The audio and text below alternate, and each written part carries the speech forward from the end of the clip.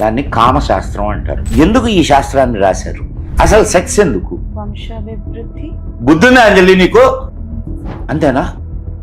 చాలా మంది చాలా చెప్తూ ఉంటారు, ఏది నమ్మాలి, ఏది నమ్మకూడదు, ఏది కరెక్ట్, ఏది రాంగ్. శివుడు లింగాకారంలో ఉంటారు అని అంటారు. ఓపెన్ గా అడగాలి అని అనుకుంటే పురుషాంగం ఏదైతే ఉంటుందో ఆ ఆకారంలో ఉంటుంది కదా అని అంటారు.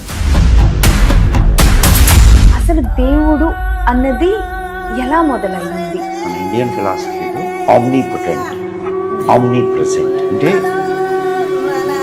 విష్ణువు శాంతాకారం భుజగశయనం పద్మనాభం సురేషం. జ్యోతిష్యం గురించి తెలియాలి. ఏమిటి అసలు జ్యోతిష్యం? నిజమా అబద్ధమా? దాని వెనక ఉన్న సైన్స్ హీలియోసెంట్రిక్ అంటే సూర్య కేంద్రక సిద్ధాంతం. చుట్టూ గ్రహాలు ఉన్నాయి, ఒక 2 ఖండన రేఖలు. అంటే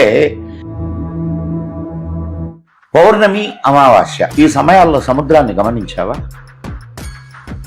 ఓహో, అలా వచ్చారా సార్? అవునా కాదా? శాస్త్రం ఎప్పుడు తప్పదు. ఈ క్షణంలో ఏం జరుగుతుందో చెప్పగలుగుతుందా? జ్యోతిష్ శాస్త్రాన్ని పాటించాలి అంటే కొన్ని రూల్స్. నీ జీవితంలో జరిగిన కొన్ని సంఘటనలు ఆ డేట్స్ని తీసుకుంటే నీ జాతకాన్ని రాయొచ్చు. మెన్స్ట్రుయేషన్ పీరియడ్ 5 daysలో ఎప్పుడు కలిస్తే ఏ బిడ్డ పుడతాడు అనేది సర్ప్రైజింగ్ గా ఉంది సార్. నిజంగా సర్ప్రైజింగ్. మహాభారతంలో గాంధారి గర్భవిచ్ఛితి చేసుకుంటుంది. అప్పుడు ఆ పిండాన్ని 100 కుండల్లో మన వాళ్ళు ఏం చేస్తారు, పుట్ట చుట్టూ తిరిగి పాలు పోస్తారు.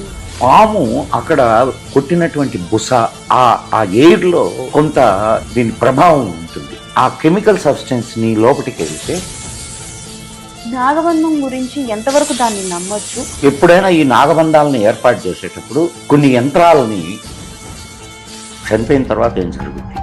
మనకు పునర్జన్మ సిద్ధాంతం ఉంది. ఈ జీవుడు వెళ్ళి ఇది మొత్తం అవ్వలేరు సార్ ఎడిటింగ్ లో. మీరు ఫస్ట్ చెప్పారు చూసారా, అదే సార్.